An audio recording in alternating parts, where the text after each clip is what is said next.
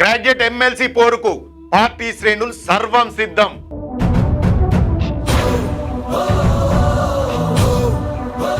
హైదరాబాద్, వరంగల్ స్థానాలలో పార్టీల అంతర్గత కసరత్తు.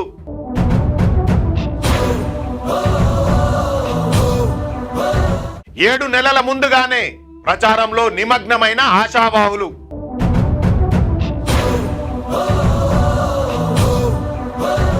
ఓటర్ల నమోదు ప్రక్రియకు సిద్ధమవుతున్న యంత్రాంగం.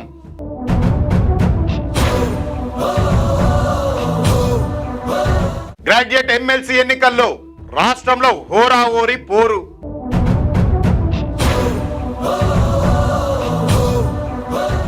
కాంగ్రెస్ నల్గొండ సీటు గుత్తా అమిత్ రెడ్డికేనా?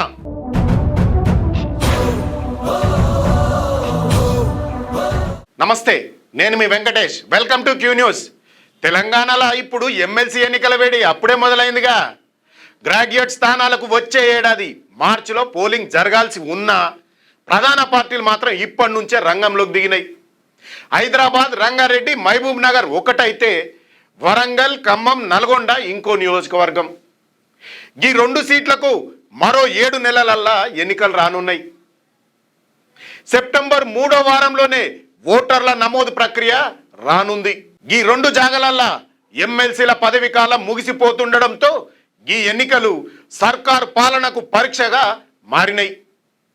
నిరుద్యోగం, ఉద్యోగాల భర్తీ ప్రధాన అంశాలుగా మారిన ఈ సమరంలో గెలిచేందుకు పార్టీలు ఎట్లా తయారవుతున్నాయో మీకు చెప్పే ప్రయత్నం చేస్తా. గత ఎన్నికలలో కారు స్టీరింగ్ సరిగా పనిచేయకపోవడంతో వరుస ఓటములతో దెబ్బతిన్న కారు పార్టీ గ్రాడ్యుయేట్ ఎన్నికల ద్వారా మళ్ళీ పుంజుకోవాలని కలలుగంటుంది. ముఖ్యంగా హైదరాబాద్ సీటు కోసం ఓ ఐఆర్ఎస్ అధికారిని బరిలోకి దింపే ఆలోచనలో ఉన్నది బీఆర్ఎస్ పార్టీ. రైల్వే సర్వీసులో ఉన్న ఉదయనాథన్ ఇప్పటికే కేటీఆర్తో కూడా మాట్లాడిండు. ఆయనతో పాటు మరో రిటైర్డ్ అధికారి అల్లీపురం వెంకటేశ్వర్ రెడ్డి అనే ఒక లాయర్ పేరు కూడా వినబడుతుంది. మరి వరంగల్ సీటు కోసం నిరుద్యోగ పోరాటాలు చేసిన ఏనుగుల రాకేష్ రెడ్డి, వాసుదేవరెడ్డి ఆశలు పెట్టుకొని కళ్ళల్లో ఒత్తులేసుకొని మరి కూసుర్రు. ఉమ్మడి జిల్లాల వారీగా కేటీఆర్ త్వరలోనే రివ్యూ మీటింగులు పెట్టనున్నారని మనకున్న సమాచారం. ఓయూ జాగ్ నేతలు కూడా మేమేం తక్కువేం కాదు, మాకు కూడా టికెట్లని గట్టిగానే కొట్లాడుతుర్రు. పోయిన గ్రాడ్యుయేట్ ఎన్నికలల్లో 3వ స్థానంలో ఉన్న బీజేపీ మొన్న టీచర్స్ ఎమ్మెల్సీని గెలుచుకొని ఊపు మీద ఉన్నది. ఈసారి కూడా మేము గిట్ల పోటీలో ఉన్నామని చెప్పే ప్రయత్నం చేస్తుంది. హైదరాబాద్ నుంచి పోటీ చేయనని పార్టీ అధ్యక్షుడు మాజీ ఎమ్మెల్సీ రామచంద్రరావు చెప్పడంతో కమలం పార్టీ నుంచి ఆశావాహులు ఎక్కువైనరు. 4 ఎంపీ సీట్లు చేతిలో ఉండడంతో గెలుపుపైనే ధీమాతో ఉన్నారు.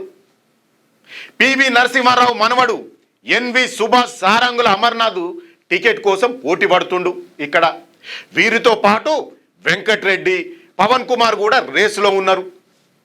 అటు వరంగల్ స్థానానికి కాసం వెంకటేశ్వర్లు, మనోహర్ రెడ్డి, ప్రకాష్ రెడ్డి పేర్లు కూడా పరిశీలనలో ఉన్నాయి.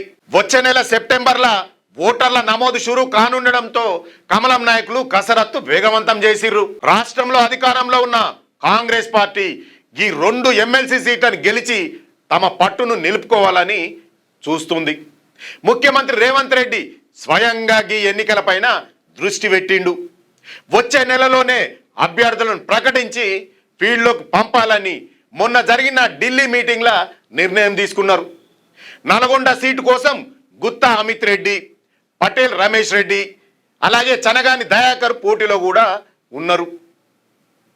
హైదరాబాద్ సీటు కోసం సామ రామ్మోహన్ రెడ్డి, గౌరీ సతీష్, హర్షవర్ధన్ రెడ్డి ప్రయత్నాలు ముమ్మరం చేసిండ్రు. మంత్రి పొన్నం ప్రభాకర్ ఇప్పటికే ఈ విషయంపై పార్టీలో అంతర్గతంగా అభిప్రాయాలు సేకరిస్తుండు. జనంలో మంచి గుర్తింపు ఉన్న వాళ్ళకే టికెట్ ఇవ్వాలని డిమాండ్ ప్రస్తుతం అన్ని పార్టీలలో వినబడుతుంది. ఈ పార్టీల ముచ్చట పక్కన పెడితే ఈసారి ఉపాధ్యాయ సంఘం గదే పిఆర్టీయు కూడా పోటీకి సై అంటే సై అంటుంది. తమ ప్రధాన కార్యదర్శి అయిన శుంకర్ భిక్షపతి గౌడ్ను బరిలోకి దింపాలని నిర్ణయించుకుంది.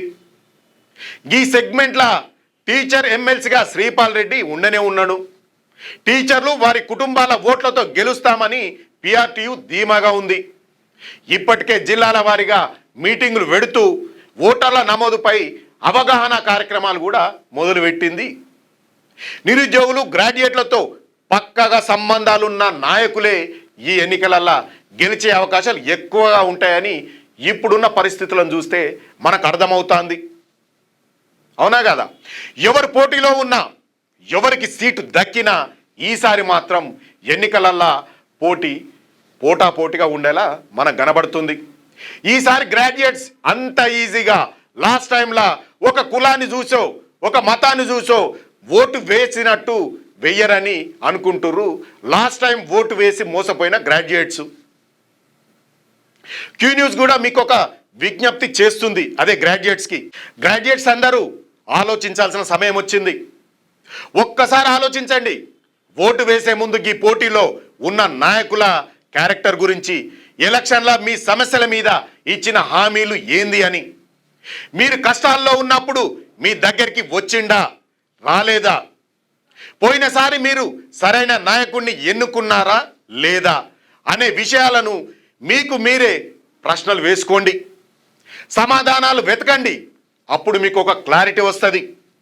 అప్పుడు మీరు మీ ఓటును వీడు మన కులపోడని మన మతపోడని కాకుండా మీతో పాటు నడిచే నాయకుడికి వేస్తారు. మీ ప్రశ్నలకు వచ్చిన సమాధానాలు కామెంట్ రూపంలో రాయండి. మరో మంచి టాపిక్తో మళ్ళీ కలుద్దాం. అంతవరకు చూస్తూనే ఉండండి మీ క్యూ న్యూస్.